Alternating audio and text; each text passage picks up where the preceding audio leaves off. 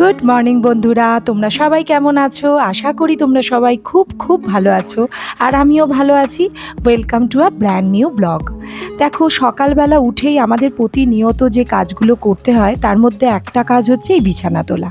সেটা আমরা প্রত্যেক দিনই করে থাকি, কিন্তু কি হয় সব সময় তোমাদের সাথে শেয়ার করি না। ভাবি যে কিভাবে নতুন করে আবার একটা নতুন কাজের সাথে তোমাদের ব্লগটা স্টার্ট করে দেখাবো। কিন্তু যেটা কাজটা আমি প্রত্যেক দিন করছি সেই কাজটা ভাবলাম আজকে এইভাবেই শুরু করি। আজকে দেখানো যাক যে কতগুলো কাজ আমরা প্রতিনিয়ত একভাবে করে থাকি বলো, আমরা সবাই মেয়েরা। দেখো, বিছানাটা একবারে ঝেড়ে পরিষ্কার করে নিলাম, আর এই দেখো আমার যেহেতু একটা বক্স আছে মাথার ওপরে, সেখানে আমার ছেলেমেয়েরা কিছু না কিছু জিনিস রাখতেই থাকে, সেগুলো সমস্ত তুলে দিলাম, চাদরটা টান টান করে পেতে দিলাম। আর এই দেখো, আমার ছেলে আগের দিন পড়াশোনা করেছে রাত্রিবেলা, আর বই খাতাগুলো ল্যাপটপের ওপর রেখে দিয়েই চলে গেছে। তো ভাবলাম না, এগুলো সমস্ত অ্যারেঞ্জ করে রাখি, কারণ আবার সন্ধেবেলা এসে এগুলোর খোঁজ পড়বে আর কি। জানোই তো, ছেলেমেয়েরা অগোছাল করবে আর মারা তুলবে, কিন্তু না, আমার ছেলেটা একটু গোছানোই আছে, সবসময় গুছিয়ে রাখে। আজকে বেচারা অনেকটা তাড়াতাড়ি মানে হুটোপাটা করেই বেরিয়ে গেছে বলতে পারো, তার জন্য আজকে আর অ্যারেঞ্জ করে দিয়ে যেতে পারিনি। তাই ভাবলাম না, আমি অ্যারেঞ্জটা করে দিই আজকের দিনটা। বেচারা এতটা কষ্ট করে সকালবেলা উঠে যায়, এটাই অনেক, বলো না? অনেকটা দূর তো স্কুলটা। আর আজকে অনেক কিছু কাজের আমি পুরো প্ল্যান করে রেখেছিলাম। আজ ভেবেছিলাম এই বাসনের র্যাকটা পরিষ্কার করব। দেখো, একদম ছাদে নিয়ে চলে এসেছি, একদম সুন্দরভাবে, বেশ জলও আছে, বেশ অনেকটা জায়গা ভালো করে ঘষে মেজে পরিষ্কার করে নিয়েছি। আর এই দেখো, আফটার ওয়াশ আমার এই বাসনের র্যাকটা একদম চমকাচ্ছে, দেখতে বেশ ভালো লাগছে না? আর দেখো, আমার ছোটো র্যাকটাও পরিষ্কার করে দিয়েছি।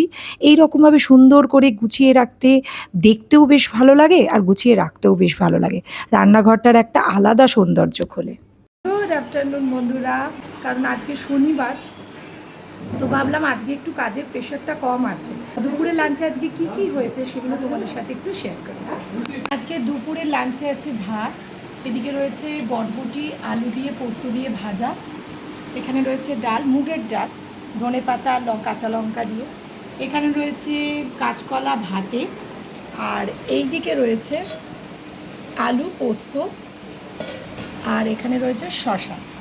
যেহেতু আমার শনিবার কোনো নিরামিষের ব্যাপার থাকে না, আমার মোটামুটি আমি মঙ্গল আর বৃহস্পতিবারটাই নিরামিষ খাই, কারণ মঙ্গলবারটা আমি হনুমানজি করি বলে, আর বৃহস্পতিবারটা যেহেতু লক্ষ্মীবার, আর আমার ঘরে সাই বাবা প্রতিষ্ঠিত, কারণ রাঁচি থেকে আমার যে ছোটদি ভাই মানে আমার ছোটো ননদ আমাকে সাই বাবা দিয়েছিল, যখন আমার হাজব্যান্ড খুব অসুস্থ ছিল তখনই দিয়েছিল যে পুজো কর, যদি কিছু পজিটিভ কিছু হয় আর কি।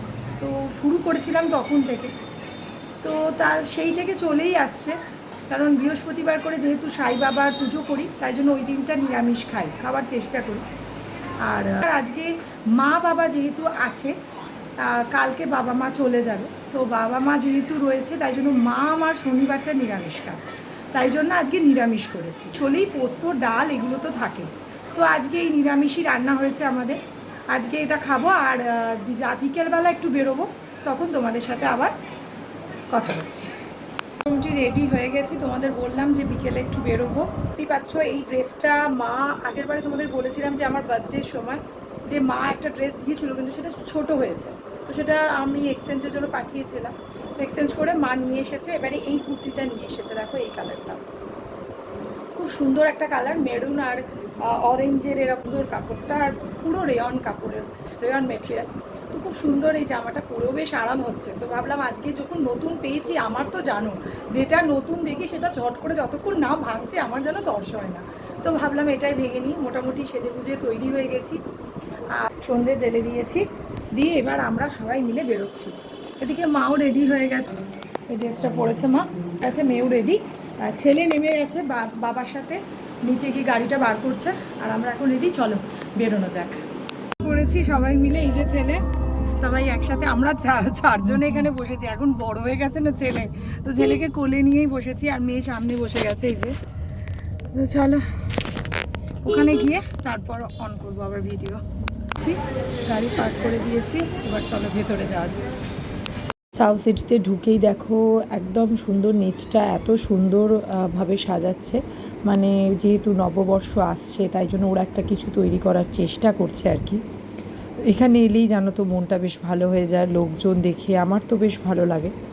কিছু না করলেও মনে হয় যেন এখানটা দাঁড়িয়ে থাকলেও অনেকটা সময় কেটে যায়, আর মনটাও বেশ ভালো লাগে। নানান রকম মানুষ নানান রকমভাবে এদিক ওদিক করছে, এগুলো দেখতেও বেশ ভালো লাগে। মা বাবা এসছে, ভাবলাম চলো কোথাও একটু ঘুরেও আসা যাক, তাই জন্য একসাথে চলে এসেছি। আর এই দেখো আমার বাবাই এখন কতটা বড় হয়ে গেছে, নিজে একা একা এসকেলেটারে উঠতে পারে, এখন আর ধরে আমাকে ওঠাতে হয় না। বাবাই এর থেকেই বোঝা যাচ্ছে অনেকটা বড় হয়ে গেছে। তারপর আমরা এখান থেকে চলে এসেছি স্পেন্সারে। ভাবলাম স্পেন্সার থেকে কিছু রোজগেরে যে টুকিটাকি জিনিস কেনার থাকে সেগুলো একটু কিনবো। আর দেখো এই বিলিংয়ের লাইনটা আমার ভীষণ বিরক্ত লাগে। বিলিং যদি আমরা 10টা জিনিসও কিনে থাকি তার জন্য একটা বেশ লম্বা বিলিংয়ের লাইন পড়ে এখানে। তাই মা বাবাকে দাঁড় করিয়ে দিয়েছি বিলিংয়ের লাইনে, আর আমি এদিকে দাঁড়িয়েছিলাম বাবাই আর মেয়েকে নিয়ে। তারপরে ব্যাস দেখো কেনা হয়ে গেছে, তারপর আমরা বাড়ির উদ্দেশ্যে রওনা হলাম। ঘুরে নিয়েছি, এবার ফিরছি, কিন্তু আগে কিছু খাবো। কোথায় খাই না খাই সেটা দেখছি, দেখি কোথায় খাওয়া যায়। খাচ্ছি, এটা কি ছিল বাবু? জ্যাক হাইডেন সিকের ক্রিম স্যান্ডউইচ বিস্কিট। খুব খিদে পেয়েছে, তো এখন এটা খেতে খেতে যাচ্ছি, তারপর দেখছি কোথায় খাওয়া দাওয়ার জন্য একটু দাঁড়ানো যায়। তো এটা খেয়ে এখন আপাতত কাজ চালাই। বাড়ি চলে এসেছি। আসল কথা কি হলো, মাঝ রাস্তা থেকেই ছেলেটার খুব শরীর খারাপ হয়ে গেল। ওর যে গাড়ির যে এয়ার ফ্রেশনারটা লাগানো ছিল না, তো ওইটা থেকে ওর প্রবলেম হচ্ছিলো, অনেকক্ষণ ধরেই বলছিল যে মাথাটা ধরে যাচ্ছে, মাথাটা ধরে যাচ্ছে।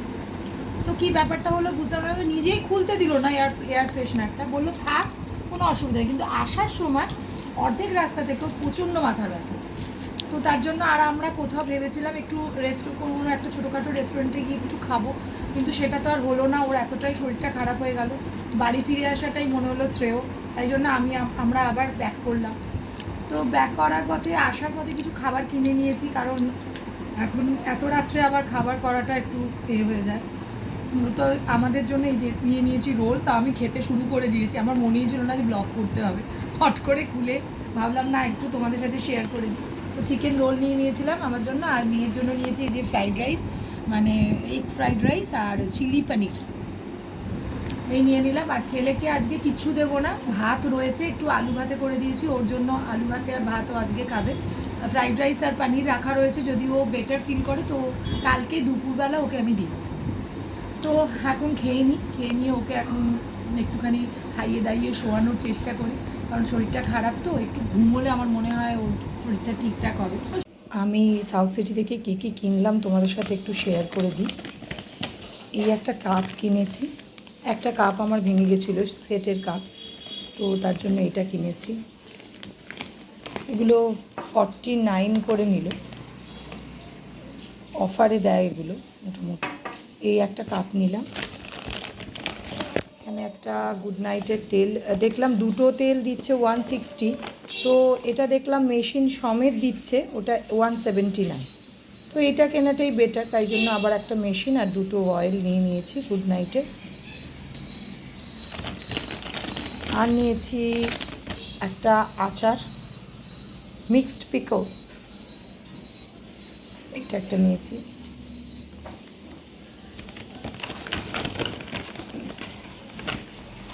একটা কোলগেট নিম ছিল না তাই নিলাম।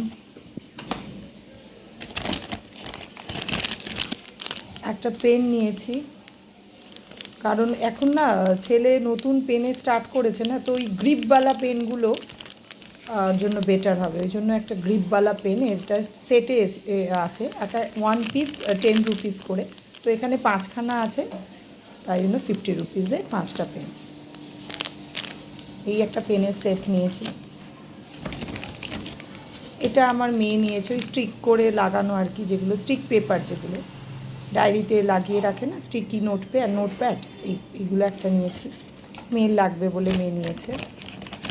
আর নিয়েছি একটা কলিনও লাগবে, কলিন নিয়েছি, ছিল না। একটা মাস্টার চয়েসের একটা সয়াবিন অয়েল নিয়েছি, আর একটা নিয়েছি ফরচুনের কাচিঘানি, একটা মাস্টার অয়েল। আজকের ব্লগটা এই অবধি। যদি কিছু ভালো লাগে থাকে তাহলে চ্যানেলটা সাবস্ক্রাইব করে নিও। দেখা হচ্ছে পরের একটা ব্লগে, ততক্ষণের জন্য টাটা, গুড নাইট।